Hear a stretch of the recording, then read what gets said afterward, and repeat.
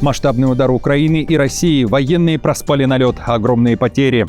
Бунт подавлен. Силовики устроили арест в России. Поднимутся ли военные за побратима? Покушение на президента. Оружие для ликвидации Навродского и Путина. Варшава провела спецоперацию. Карты раскрыты. Публикация с оборонного цеха Firepoint. Ракетный удар по Беларуси. Выдержит ли ПВО «Фламинго»? Резкое заявление из Киева.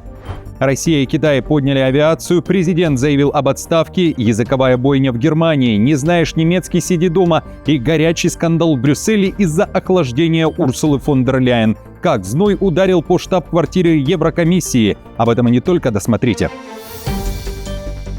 Друзья, всем привет! Это «Время Прядко», 28 июня на календаре. Мне будет приятно, если поставите лайк и поделитесь этим видео среди своих. Спасибо. И давайте начнем. Президент готов уйти в отставку. На своем посту он последние недели. Президент Сербии Александр Вучич официально заявил, что скоро оставит свое кресло. Выступая на масштабном митинге в Белграде, он прямо говорит, что это его последние дни и последнее выступление перед гражданами с таким размахом. По словам сербского лидера, он планирует досрочно сложить полномочия, чтобы возглавить партийный список на грядущих парламентских выборах, которые, как и президентские, будут проведены досрочно. Своим соратникам Вучич предложил объединиться под общим победным лозунгом «Единая Сербия». Сербские медиа пишут, что политический маневр призван переформатировать власть в стране и застать оппонентов врасплох. При этом формально политик не уходит из большой игры, а готовит почву для новой роли. Вам говорили, что я никогда не покину президентское кресло, что я останусь на этом месте силой. Не останусь. Это мои последние дни и последние недели в качестве президента республики. И я бесконечно благодарен вам за огромную поддержку, за огромную любовь, потому что без вас я никогда ничего не смог бы сделать. Это не первое подобное заявление Вучича. Они стали звучать чаще на фоне масштабных протестов в стране, а протесты в Сербии продолжаются с ноября 2024 года. После обрушения козырька вокзала в городе Нови Сад. Тогда погибли 16 человек. Участники акции обвиняют власти в недостаточном контроле за безопасностью, коррупцией и требовали проведения досрочных выборов. Путина и Навродского необходимо ликвидировать. Убийство диктаторов ведет к демократии. Именно это радикальное заявление в ходе интернет-трансляции обернулась для 36-летнего украинца экстренным задержанием и перспективой реального тюремного срока. Во время онлайн-беседы поляк и украинец обсуждали, для чего необходимо оружие, и украинец выдал версию «для ликвидации диктаторов». Когда поляк задал вопрос, кого бы можно было бы убрать, украинец озвучил список, в котором оказался и президент Навродский, недавно лишивший Зеленского ордена Белого Орла. Отмечу, что украинец при этом проживает в Польше и говорил на польском. Окружная прокуратура уже предъявила иностранцу официальные обвинения по 2 статьям, включая публичное оскорбление конституционного органа власти и уголовно наказуемые угрозы убийством. Правоохранители подчеркивают, что оружие у фигуранта не обнаружено. Далее фрагмент эфира, в котором украинец перечисляет диктаторов, которые, по его мнению, не должны жить. Си Цзиньпинь, 2-го иранского, не знаю, как его зовут, 3-го Путин, 4-го Навродский. Это диктатор. Ты живешь в Польше и хочешь убить президента Польши? Нет, Навродский – диктатор. В России предложили отобрать у президента Польши его варшавскую резиденцию «Дворец Бельведер». Зампред Совбеза РФ Медведев заявил, что официальная резиденция польского лидера Кароля Навродского в XIX веке была реконструирована за счет казны Российской империи, а значит, Москва может потребовать вернуть здание через суд. Это русские деньги. Стоило бы подумать о подаче иска об изъятии дворца из чужого незаконного владения, написал Медведев в соцсети. Так он отреагировал на иск Генпрокуратуры Польши о передаче государству здания бывшего российского генконсульства в Гданьске. Москва утверждает, что объект остается собственностью России, тогда как Варшава настаивает, после распада СССР он перешел в собственность польского государства. Напомню, недавно Медведев, наоборот, поддержал польского президента, комментируя решение Навродского об отзыве ордена у Зеленского. Очереди, напряжение, драки и шутки. Топлива нет, но вы держитесь. Охота на бензин в России продолжается. Во многих городах вереницы перед АЗС, в том числе подобная ситуация в Москве и Подмосковье. Местные делятся видео, с чем приходится сталкиваться. Часть АЗС уже закрыта ввиду полного отсутствия бензина. Вот все, пошла очередь. Смотрите. Видали? Смотрим дальше. Там кто-то вот рассказывал, что бензин есть. Вот стоят бедолаги. Вот, да, бензин-то есть. Но гляньте, какая очередь. На другом краю России, за 5000 километров от Москвы, в Иркутске, на автозаправках также растянулись очереди. Водители сообщают, что проводят в ожидании по несколько часов. В мэрии Иркутска подтверждают, что ситуация с топливом остается сложной. Туалеты стоят, чтобы люди, стоящие на заправке в очереди, могли в туалет сходить. Тем временем в Крыму дефицит бензина уже приводит к остановке предприятий и массовым увольнениям. Местные жители жалуются, что власти не предлагают никакой поддержки людям, живущим от зарплаты до зарплаты. Об этом не говорят, а это очень страшно, говорит жительница полуострова. Мы делаем скидки максимальные на все. И ждем вас в гости последние дни. Также будет действовать доставка Валберес в любой пункт рядом с вашим домом для тех, кто не может приехать.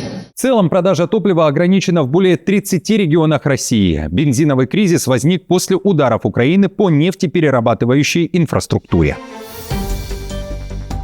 И Россия, и Украина продолжают наносить друг по другу болезненные удары. ВСУ выполняют приказ Зеленского, длится спецоперация, как заявлял Киев, по принуждению России к миру. Россия же также наносит удары, и сейчас в зоне внимания двух сторон АЗС, нефтеобъекты и в целом энергоинфраструктура.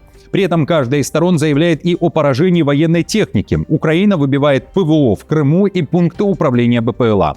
Россия при этом накануне ударила по авиации ВСУ. В воздушных силах заявили о потере одного МиГа, но о России в данном случае не говорили. А второй случай, судя по всему, удар по украинскому МиГу в Николаевской области. Видео опубликовала Минобороны РФ, заявив о тяжелой утрате для Киева. Украинский паблик «Николаевский Ванек» пишет, что во втором случае военные могли проспать налет. Цитирую. «Первый МиГ упал. Причины непонятные. Слышал две версии. Ни одной из них публиковать не буду. Первый МиГ проехали из-за своих же непонятных запоздавших решений и реакций. А когда поняли ошибку, уже было поздно. Не проснулись, видимо, чешо. Давно таких проектов не было, конечно. Но тут хоть без человеческих потерь. Но вот именно этот борт, который проехали у нас, это реальная болезненная потеря. И пойми, теперь как можно было такое допустить?» Трамп при этом вдохновлен кампанией Украины и считает, что дела для Киева идут неплохо, пишет издание Axios. Он разочарован шагами Путина и скептически относится ко всему, что касается действий Кремля, говорится в публикации. Там уточняют, что на последней встрече с Зеленским Трамп действительно говорил о давлении на РФ, но часть лидеров ЕС не верят, что он действительно что-то предпримет по этому поводу. Неясно, сможет ли кампания Зеленского с использованием дронов действительно дать новый импульс мирным переговорам. Хотя она и усиливает давление на Москву, некоторые аналитики утверждают, что это лишь укрепит настроение в России касательно того, что с Украиной необходимо воевать до победного конца. И в ночь на 28 июня Украина запустила сотни дронов на РФ и Крым. Был поражен НПЗ в Славянске на Кубани, это Краснодарский край. А Россия ударила баллистикой по Киеву. В столице прозвучала серия взрывов. В Украине показали секретное производство крылатых ракет «Фламинго», которые накануне ударили по Волгограду и ранее использовались для атак по военным объектам в тылу РФ. Кадры из цеха оборонной компании Firepoint продемонстрировал YouTube-канал «Прессинг», который опубликовал также и интервью с совладельцем Firepoint Штиллерманом. В материале говорится, что производство украинской крылатой ракеты полностью децентрализовано и рассредоточено по сотням законспирированных площадок по всей стране. Если будет поражена одна локация, сборка мгновенно продолжится на дублирующем предприятии. Говоря о масштабах конвейера, производители готовы выпускать по несколько сотен ракет «Фламинго» в месяц, если в достаточном количестве будут двигатели и заказ. Кроме того, на вопрос автора и ведущего канала, как обстоят дела с ПВО Беларуси, если так, как заявляет Зеленский, вступит в войну на стороне России, Штиллерман ответил следующее. Ну, я думаю, что белорусы не идиоты, и там они останутся совсем без ничего в первые часы войны. Вся их критическая инфраструктура, то, на чем Лукашенко живет и набивает себе карманы, будет уничтожена в первые сутки, и он ничего сделать не сможет. Бунт полностью подавлен, военный арестован. В России отправили за решетку Александра Лунина, который требовал встречи с Путиным, чтобы рассказать тому о проблемах российской армии, пытках со стороны командиров и вымогательстве, а также коррупции. В серии видео, которые совокупно собрали минимум 20 миллионов просмотров, Лунин заявлял, что если его требование о встрече не будет выполнено, то военные РФ направят оружие против Кремля. Кроме того, говорил, что это не блеф, а если с ним или с его семьей что-то произойдет, то это станет сигналом к действию. Накануне я вам рассказывал, что Лунин записал видео, в котором говорил, что его услышали и он едет в Москву, однако после того, как выехал, то полностью пропал с радаров. Его страницы в соцсетях замолчали, а после с заявлением вышла его супруга. Та уверяла, что силовики пришли к ним домой с обыском, изъяли определенные вещи, а где ее супруг, неясно. Видео в итоге она удалила, но его успели перезалить в пабликах. А в одном из телеграм-каналов, который принадлежит другу Лунина и который публиковал его видео, появилось сообщение. Далее цитата. «Александр жив и здоров. Его привлекли к административной ответственности и задержали на 11 дней». Супруга же говорила следующее. Ночью приходили полиция, в общем, обыскали дома, наш участок. Все, что нашли, там флешки, компьютеры, эти ноутбуки, диск, там что-то еще, в общем, нончаки, вот это все позабирали. Вот. И, скорее всего, если приходили с обыском, то у них было постановление. Как считаете, предсказуемо или нет? И как относитесь к тому, что Лунин пытался поднять вопрос о проблемах на фронте? И отреагируют ли его побратимы? Пойдут ли на Москву? Пишите в комментариях.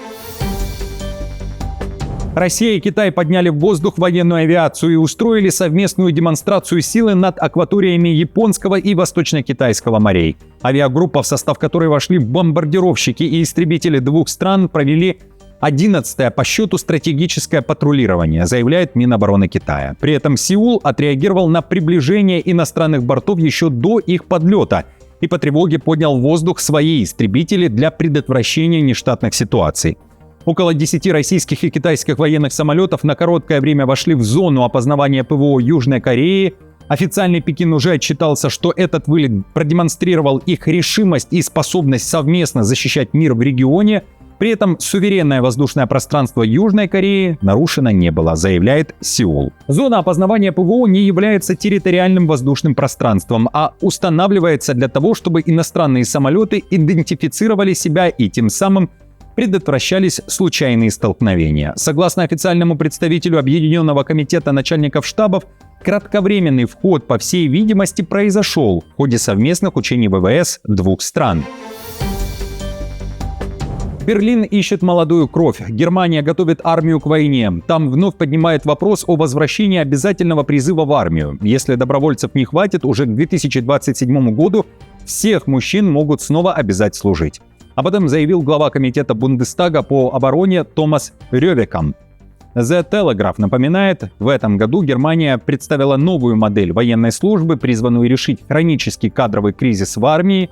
И согласно новому законодательству, мужчины призывного возраста обязаны заполнить анкету о состоянии здоровья и пройти медицинское обследование.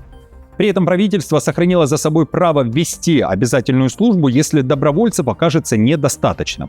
В свою очередь, канцлер Мерц пообещал создать самую сильную армию Европы, увеличив численность Бундесвера со 185 до 260 тысяч военнослужащих к 2035 году. Но времени ждать нет, говорят в немецком Минобороны. Рёвекамп также считает, что Россия может быть готова атаковать одну из стран НАТО уже к 2029 году, поэтому Берлин должен срочно готовиться к обороне. По его словам, решение должно быть принято до 31 июля следующего года, когда вступит в силу нынешний закон о военной службе. Несмотря на увеличение оборонных расходов, Германия испытывает серьезные трудности с привлечением достаточного числа новобранцев. Тяжелая ошибка Пентагона. Bloomberg раскрыл правду об авиаударе по школе в Минабе в первый день израильско-американской войны против Ирана. По данным агентства, комиссия Министерства войны США пришла к выводу, что атака на школу для девочек, где погибли 175 человек, произошла из-за ошибки в американских разведывательных базах данных.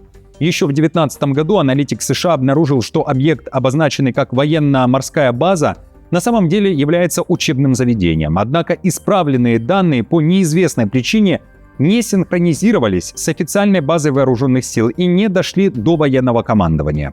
Как утверждают источники Bloomberg, ключевые выводы расследования были переданы американским военным еще в апреле, а сейчас материалы изучает Центральное командование США, отвечающее за операции против Ирана. Напомню, Трамп отрицает причастность американской армии к бомбежке в Минабе. В Германии разгорается скандал из-за запрета на вход в озеро для тех, кто не говорит по-немецки. Власти Галле потребовали от администрации пляжа отменить языковой фильтр, пригрозив судебным разбирательством. Теперь на входе туда не пускают посетителей, если их немецкий признан недостаточным для понимания инструкций по безопасности. В мэрии Галле предупредили, что подобные действия могут быть восприняты как ксенофобские и нанести удар по репутации города. При этом скандальную тему быстро подхватила ультраправая альтернатива для Германии. Политики заявили, что общественные бассейны превращаются в опасные зоны из-за миграционной политики, а в соцсетях АДГ опубликовали плакат с лозунгом «Не понимаешь немецкий? Оставайся за воротами».